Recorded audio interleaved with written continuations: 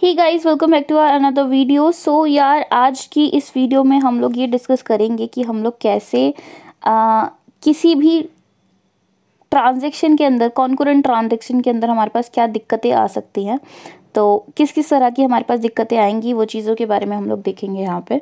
And let's see कि क्या होता है। First of all we have to understand that कि कॉन्करेंट ट्रांजैक्शन क्या होती है। लास्ट वीडियोस में हम लोगों ने ट्रांजैक्शन के बारे में पढ़ा था एंड उसकी कुछ प्रॉपर्टीज़ पढ़ी थी। अब कॉन्करेंट ट्रांजैक्शन एक ऐसी ट्रांजैक्शन होती है जिसके अंदर ना एक ट्रांजैक्शन जब चल रही है तो हम लोग उसे के संग में एक और ट्रांजैक्शन भी चला रहे होते हैं, तो हम लोग उसको कॉन्करेंट ट्रांजैक्शंस कहते हैं। मतलब एक चलते हुए दूसरी वाली ट्रांजैक्शन भी चल रहा है, तीसरी वाली भी चल रही है, चौथी भी चल रही है, पांचवी भी चल रही है। अच्छा, ये सब चीज़ें कंट्रोल कौन करता है? ये कंट्रोल करता है हमारा डेटाबेस मैनेजमेंट सिस्टम, मैनेजमेंट। ठीक है, डेटाबेस मैनेजर हमारा जो ये वाली चीज़ें हैं वो कंट्रोल कर रहा होता है। ठीक है, अभी ये चीज़ इसलिए जाननी ज़रूरी है, अगर हम लोग डेटाबेस के रूल्स वगैरह पढ़ते हैं तो हम लोगों को वहाँ पे ना लिखा हुआ आता है कि ये चीज़ें यही कंट्रोल करता है। तो मैंने कहा आपको याद हो जाएगी एक नया टॉपिक उसके अंदर, तो इसलिए मैंने ये वाली चीज़ बता दिया यहाँ पे। अच्छा, कॉन्करेंट ट्रांजैक्शन को हमारा जो डेटाबेस मैनेजमेंट सिस्टम है वो कंट्रोल कर रहा होता है। डेटाबेस मैनेजर कंट्रोल कर रहा होता है। एक टॉपिक भी आता है हमारे पास डेटाबेस मैनेजर का, वो एक डिफरेंट टॉपिक है, उसके बारे में बाद में बात करेंगे कभी। अभी हम लोग बात करने वाले हैं कि what are the problems of concurrent transaction, right. So problem क्या आती है? अब ऑब्वियसली कि अगर हम लोग हमारा जो सीपीयू है वो एक जगह पे यहाँ पे भी देख रहा है, ठीक है, इस वाली ट्रांजैक्शन को भी देख रहा है, इस वाली ट्रांजैक्शन को भी देख रहा है, तो कहीं ना कहीं यार कुछ ना कुछ इश्यूज तो हमारे सीपीयू को फेस करने पड़ेंगे ऑब्वियसली, राइट। पहले तो मैं बता देती हूँ कि ये किस तरह से हमारा जो ये ट्रांजेक्शन्स हैं वो कॉन्करेंटली रन कर रही होंगी। अच्छा, पैरेलली या कॉन्करेंटली का मतलब ये नहीं है कि एक टाइम पे हमारा T1 भी रन हो रही है और T2 भी रन हो रही है, ऐसा कुछ मतलब नहीं है इस तरह का।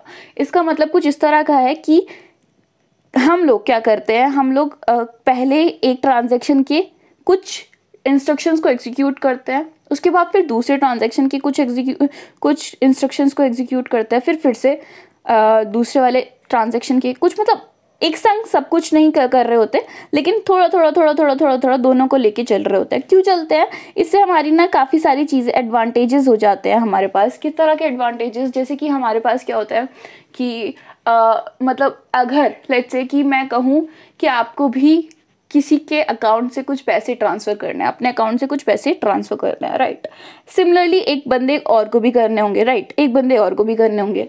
तो क्या आपको ऐसा, मतलब आप तब वेट कर सकते हो जब हमारा जो जब हमने पैसे भरे हैं उस पर हम लोग जब क्लिक करते हैं ना, तब आप वेट कर सकते हो। प्रोसेसिंग जब हो रही होती है तब आप वेट कर सकते हो। क्या आप तब वेट कर सकते हो जब आप भर रहे हो एक्चुअल में? नहीं यार, कौन वेट करना चाहेगा कि भाई अमाउंट भरते टाइम भी आपको इतना ज़्यादा वेट करना पड़े। ठीक है, उस पर्टिकुलर टाइम पे जब तक कोई भी चीज़ स्टार्ट नहीं हुई, मतलब स्टार्ट करने के लिए हम लोग क्या करते हैं कि हम बहुत सारे जो ट्रांजेक्शन है वो एक संग रन करवा दें, जिससे जो यूज़र है उसको लगे कि हाँ ये जो प्रोसेसिंग है वो शुरू हो चुकी है, तो अब तो हो ही जाएगा काम, राइट। तो इसके लिए हम लोग ये कॉन्करेंट ट्रांजेक्शन्स करते हैं। इससे क्या होता है कि हमारे जो हम लोग जो टाइम है वो इक्वली हर एक यूज़र को दे पा रहे होते हैं ना। अब ये जो ट्रांजेक्शन्स एक्चुअल में रन कैसे होती हैं, राइट, मतलब हम लोगों को ये पता चल गया कि एक एक करके हमारा जो सीपीयू है वो जगह जगह पे जाता है, right. Now in this case हम लोग क्या कर रहे हैं, यहाँ पे रीड कर रहे हैं एक्स की वैल्यू, ठीक है, जो कि है ये 10,000 आई थिंक सो लिखा है 10,000, राइट। अब 10,000 क्या होगा? 10,000 एक ना बफर रजिस्टर में जा करके स्टोर हो जाएगी। बफर रजिस्टर क्या होता है? बफर रजिस्टर हमने लास्ट सेमेस्टर में भी पढ़ा था, जिसके अंदर हम लोगों को बहुत सारे रजिस्टर्स के लिए वीडियो आ रखी थी। गाइज, अगर आप लोग का कोई भी मतलब ऐसे बैक वैक लगी हुई है, वो वाले रजिस्टर वाला जो भी हमारा कोर्स था, तो मैंने उसमें बहुत अच्छे से रजिस्टर के लिए वीडियो बना रखी है, तो वो वाली वीडियो भी आप चेक कर सकते हो, ठीक है। नाउ ओवर देयर हम लोग क्या पढ़ रहे हैं यहाँ पे कि बफर रजिस्टर के अंदर हमारी जो एक्स की वैल्यू है वो स्टोर हो जाएगी। किस तरह से? एक्स इज इक्वल्स टू ये, ठीक है, 10,000, 10K लिख देती हूँ यहाँ पे मैं, ठीक है, 10K हमारी यहाँ पे आकर के स्टोर हो जाएगी, राइट। नाउ अब क्या होगा कि यही चीज़ यहाँ पे भी रन होगी, ठीक है। अब क्या होगा कि ये बंदा ये वाली जो ट्रांजैक्शन है वो भी यही पढ़ लेगी कि 10K लिखा हुआ है, उसको ना जा करके हमारे जो एक्चुअल डेटाबेस है वहाँ से कॉपी होके यहाँ पे स्टोर ऑलरेडी हो चुकी है, तो उसको ना ये नहीं करना पड़ेगा कि बार बार एक्चुअल डेटाबेस में जाएगा, उसको ज़रूरत ही नहीं पड़ेगी ये चीज़ देखने की। अब जब यहाँ पे ये वाली चीज़ दिखाई देगी तो हमें पता चल जाएगा कि हमारी 10K जो है वो वैल्यू है, ठीक है। अब क्या होगा कि जो भी इस ट्रांजेक्शन ने रीड कर रखी है ऑलरेडी वैल्यू, उसके ऊपर क्या परफॉर्म होगा, सब्ट्रैक्शन परफॉर्म होगा, राइट। अब क्या होगा, 10,000 में से माइनस हो जाएगा 500 रुपीज़, ठीक है, 500 समथिंग रुपीज़ को के टर्म्स में भी ले सकते हो, डेटा के टर्म्स में भी ले सकते हो, कुछ भी सोचो आप, कोई दिक्कत नहीं है, ठीक है। अब ये जो x की वैल्यू है वो 5,000 रुपीज़ माइनस हो जाएगी। सिमिलरली ट्रांजेक्शन 2 में, ट्रांजेक्शन 2 ने ऑलरेडी x की जो वैल्यू है वो रीड कर रखी थी जो कि थी 1000K, ठीक है। तो उसी में ही ट्रांजेक्शन परफॉर्म करेगा फिर से, एंड उसमें उसको कहेगा कि भाई ऐड कर दो 3,000 रुपीज़, राइट। अब यहाँ पे क्या हो रहा है, यहाँ पे x की वैल्यू जो इस वाली ट्रांजेक्शन ने सॉल्व करी थी, ठीक है, जो कि एक्यूमुलेटर में जाकर के स्टोर हो रही होगी। आप लोगों को रजिस्टर्स के बारे में थोड़ा बहुत नॉलेज होनी चाहिए, नहीं है तो कोई दिक्कत नहीं है, इट्स ओके। एक्यूमुलेटर एक ऐसा रजिस्टर होता है जिसके अंदर जब भी हम लोग कैलकुलेशन कर रहे होते हैं, ALU की जो भी ट्रांजेक्शन करके हम लोगों को मिली होती है डेटा, वो ना यहाँ पे थोड़ी देर के लिए स्टोर हो जाता है, राइट। अब हम लोगों को क्या मिलता है, हम लोगों को जो भी रिजल्ट आया है ना उसका, ठीक है, जो भी रिजल्ट आया उसको हम लोग कहते हैं कि राइट कर दो x के अंदर। मतलब ये जो हमारे पास फ्री का ये जो जगह है ना, इस जगह पे, मतलब फ्री का कह रही हूँ, बफर वाली जो जगह है उसके अंदर जाकर के हमारा स्टोर कर दो वैल्यू x की, जो कि रहेगी 5,000, ठीक है। अब 5,000 स्टोर हो गई, ठीक है। अब क्या हुआ कि 13,000 भी इसने स्टोर करवा दी थी इसकी ने।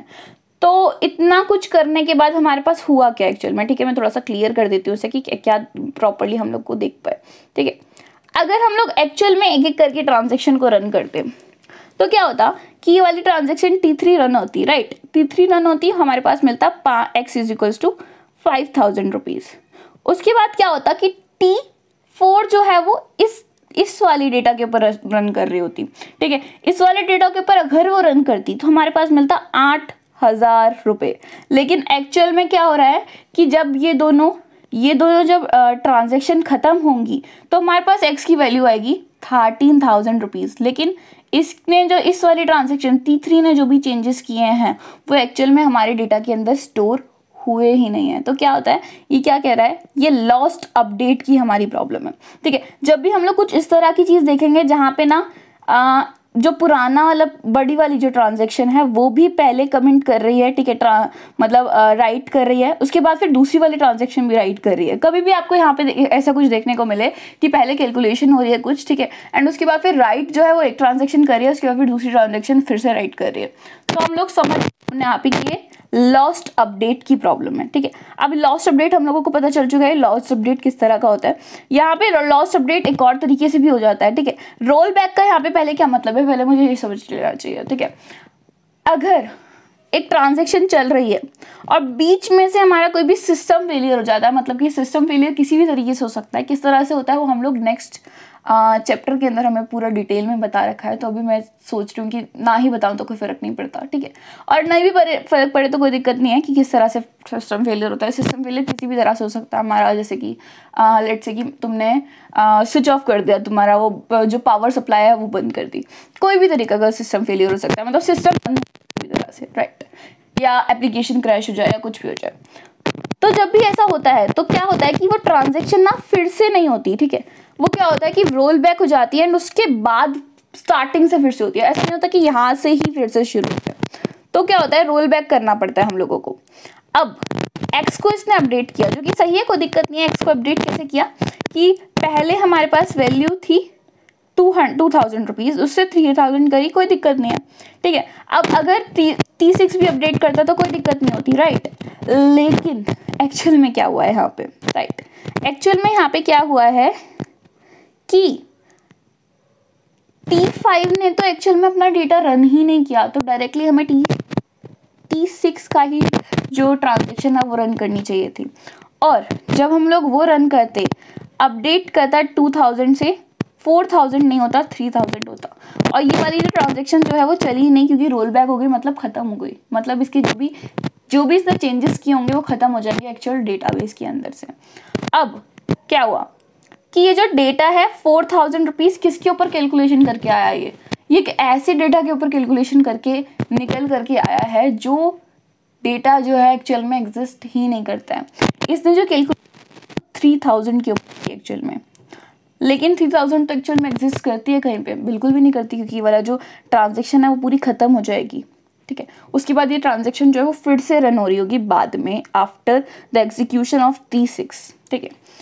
तो इस तरह से भी हमारा जो डेटा है वो लॉस्ट हो रहा है, लॉस्ट अपडेट हो रहा है, क्योंकि एक्चुअल में हम लोग T6 में गलत डेटा के ऊपर ट्रांजेक्शन कर रहे हैं, गलत डेटा के ऊपर हमारा जो वर्किंग है वो चल रही है एक्चुअल में।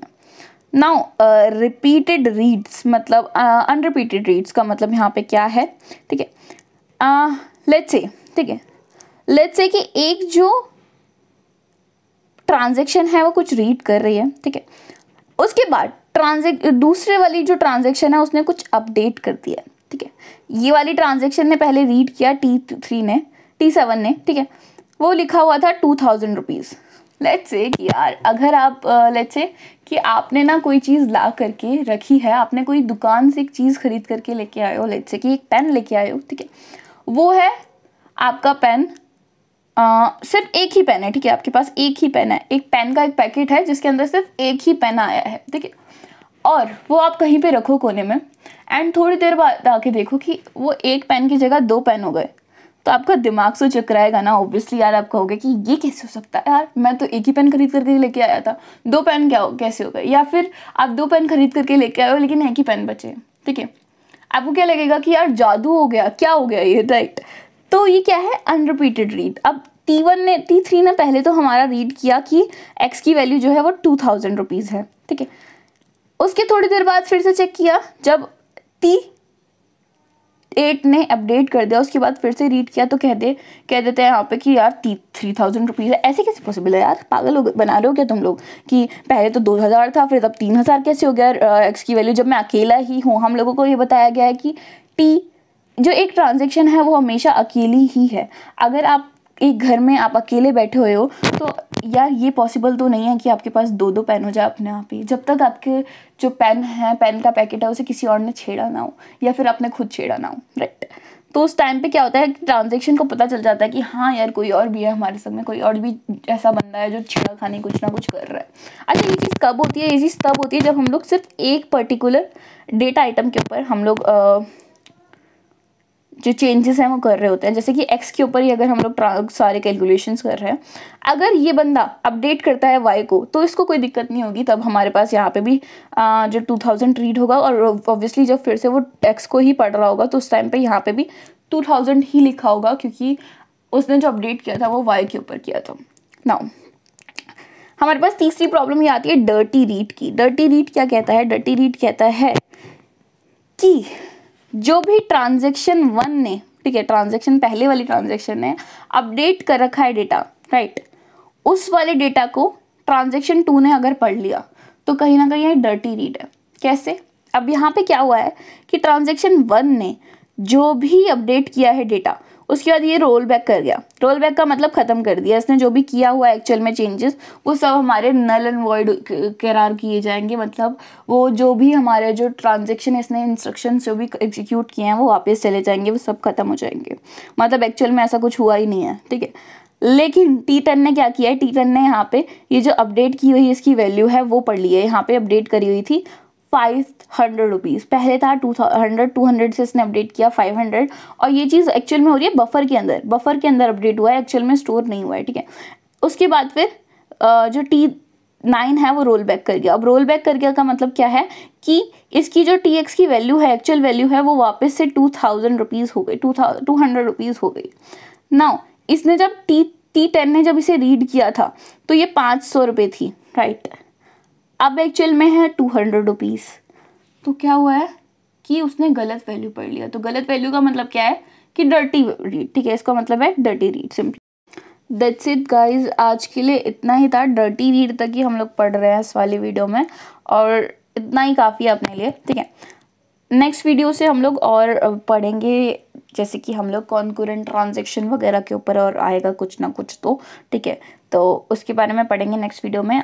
होप आपको मेरी इतनी वीडियो पसंद आई हो, और अब से मैं रोज़ वीडियो डालूंगी, और 16 तक आई थिंक कंप्लीट हो जाना चाहिए हमारा जो पूरा सिलेबस है, मैं ट्राई करूँगी पूरा।